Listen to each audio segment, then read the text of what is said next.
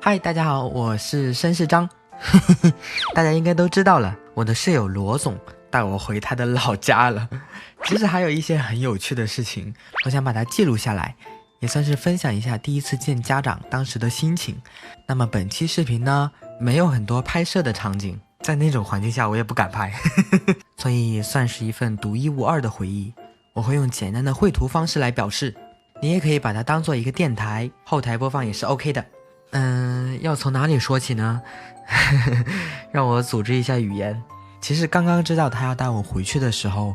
我很激动，超级激动。然后我思考了很久，我觉得我要表现得大方得体一点，给叔叔阿姨留下一个很好的印象嘛。为此我还专门去预演了一下见到阿姨的过程以及对话，包括送出礼物说什么呀，刚刚见面的时候说什么呀。然后我都去准备了一下。首先肯定是阿姨出来开门，然后我就上前说阿姨好，对吧？我是罗总的同事，和他一起回来。然后礼物的话呢，我就拿到屋子里面，然后放到桌子上说，哎，阿姨，这是巴拉巴拉巴拉拉带给您的一点心意，这个样子。这样的一个过程，一切都很完美，对不对？非常的自然，非常的从容，我已经预言好了。但是真实情况并不是这样子的。当时阿姨刚好出门回来，然后我们在小区门口的出租车上正好碰到了。我当时就在想，我说我都把所有的情况想了一个遍，居然没有想到还没有进门就碰到了。当时罗总还跟我讲，前面那个出租车上应该是我妈。我瞬间我就懵了，我就一直在祈祷啊，不要，因为我完全没有准备好在车里要讲什么。其实在那样的环境下，本来就紧张的不知道要讲什么，他换了个环境还没有跟着预演的走，我更紧张了。之后罗总就下车去接阿姨了，然后我当时在想，哎，我该怎么办呢？下车的话是不是显得太过于亲密了？因为我们还没有准备直接面对面的去讲，就是需要一个缓冲，先带回家见一见这样子。然后我开始回想我大姑阿姨姐姐姥姥妈妈他们遇到亲戚之后是什么样子的。最后我想的就是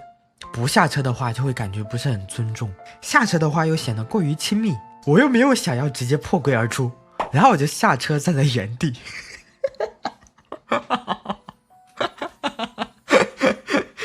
像个木头一样等他们慢慢过来，然后他们就盯着我朝我这边走，我就在原地盯着他们。现在想想真的好尴尬。不过后面一点我觉得我做的还是可以的，因为阿姨会晕车，基本上车子一动的话她就会晕，所以下车的时候我是赶紧扶着阿姨然后回家的。结果到这时候我突然发现我忘记拿我车上的礼物了，然后阿姨和罗总就在门口等着我去拿礼物。我现在回想起来，当时阿姨应该是有一点尴尬的，因为哎呀，阿姨肯定在想，哎，我是让她去拿呢还是不让她去拿呢？我拿完礼物返回之后呢，我也有了一个分歧。阿姨已经看到礼物了，那我现在是给她呢还是一会儿给她呢？最后我就想还是按之前所想的嘛，然后进屋之后再给阿姨。看起来好像回到了我之前所想的一个过程。我把礼物交给阿姨之后呢，阿姨会说，哎，你看你来就来嘛，拿什么东西这之类的话，对不对？然后我也想好了我要去讲一些什么，结果阿姨说的是方言，我一句话也没有听懂。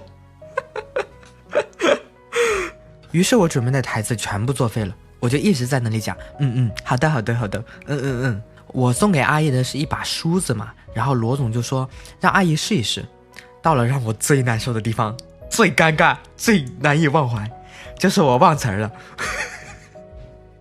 我就开始在那里重复，我说阿姨这个梳子，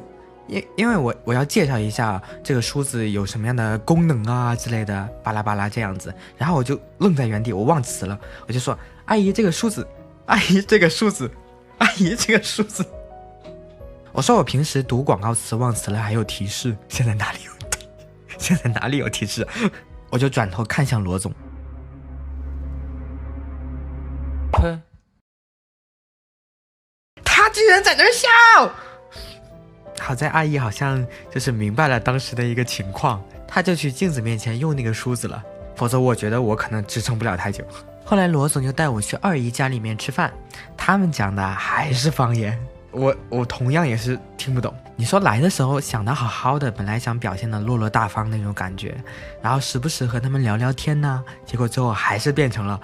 我在闷头吃饭，然后像一个小孩子一样。我不知道大家有没有看过两个人第一次约会的那种视频，就是想给彼此一个很好的印象，然后两个人吃饭的时候连骨头都不敢吐，这样的一个场景。我没有想到这样的场景还能发生到我身上，因为我听不懂他们在聊什么，我就一个劲儿在那吃，在那闷头吃，结果好像被他们误会成，哎呀，这个小伙计好像很饿没有吃饱的样子。然后他们就开始在我碗里面加肉，我又不好意思拒绝，我就说啊，不用了，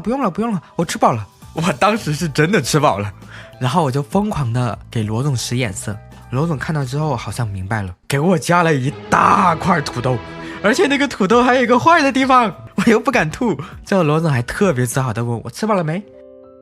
然后转眼到了第二天，罗总叫我在屋子里面等他，他要和阿姨去比较隐晦的聊一聊我们两个之间的事情。其实当时我的心情没有想象中的那么激动，我以为我会很感动那种，但是好像并没有，反而很平淡。我的脑海中就一直在回想，我说哇，这个男人真的好帅，不仅仅是外表的那种，更多的就感觉是发自内心的那种很强的感觉。我就在想，哎，我好想跟他一起到老现在想想有点肉麻，同时我还有一点点担心，因为阿姨应该是完全不知道这方面的事情，所以我不希望我们两个人的事情让阿姨突然间有一点点不知所措。我一直在嘱咐罗总，我说没有关系，我尊重你的任何决定，无论你想或者是不想，结果是怎么样我都可以接受，就是不要让他太过于有压力。然后他就去和阿姨聊天了，大概聊了5个小时左右。他刚去和阿姨聊的时候我还好，但是时间越长我反而越紧张。哎，到底聊了怎么样了？为什么这么久都没有消息啊？我还怕打扰到罗总，也不知道那边会发生什么，所以我没有敢给他发微信。然后我就一直在屋子里面等啊等，只要外面有一点点风吹草动或者脚步声的话，我就紧张的不行。本来我为了缓解一下这种紧张的心情嘛，我就躺在床上刷手机，但是我的注意力一直在门外面，只要有一点点声音，瞬间就坐得特别板正。随着时间的推移呢，我想的就越来越离谱，然后我还想到有阿姨冲过来，然后给我一巴掌说狐狸精我说我当时真的为这个而烦恼，我说我到时候该怎么办？现在想想肯定不会发生这种事情，但是我当时不知道怎么想的。过了很久，然后罗总终于回来了，我看到他表情比较平淡，我就知道哎，应该还好。我正准备迎接他的时候，我突然发现阿姨在后面一起跟过来了，我的脑子就突然嗡的一下子，真的不知道做什么了，真的完全不敢看阿姨的脸。直到罗总给我使了一个眼色，我才发现阿姨手里拿着一个大电暖气，因为屋子里比较冷嘛，然后我就赶紧去接，当时真的就傻了，一点点眼力都没有。之后阿姨就拿出了一块红布包裹的戒指，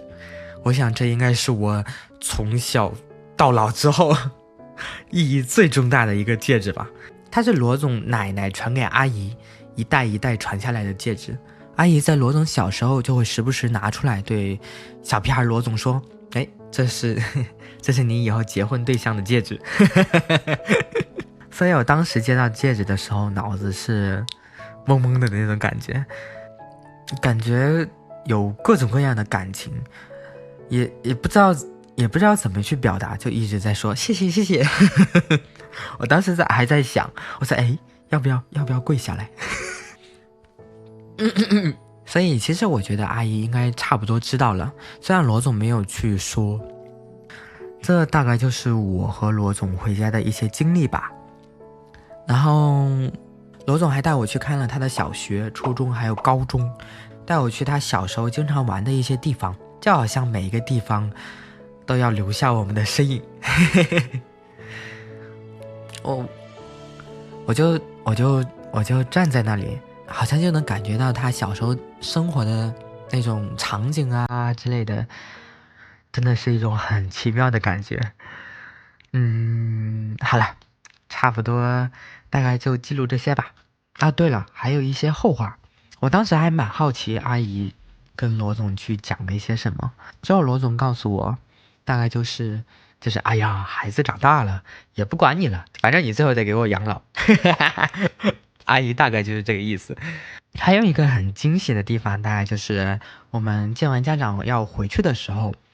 在路上偶尔提到过年，我当时还在想要不要跟他一起回去，但是会不会不方便啊之类的巴拉巴拉，当时想的很多，然后就忍住没有讲。但罗总就突然跟我说啊，要不要过年的时候一起回去？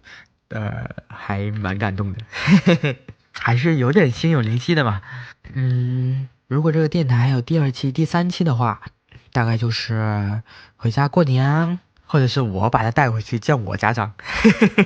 到时候见我父母的时候，我一定要把它拍下来，一定很有趣。好了，那我们这一期电台就到这里，我们下一期不见不散，拜拜。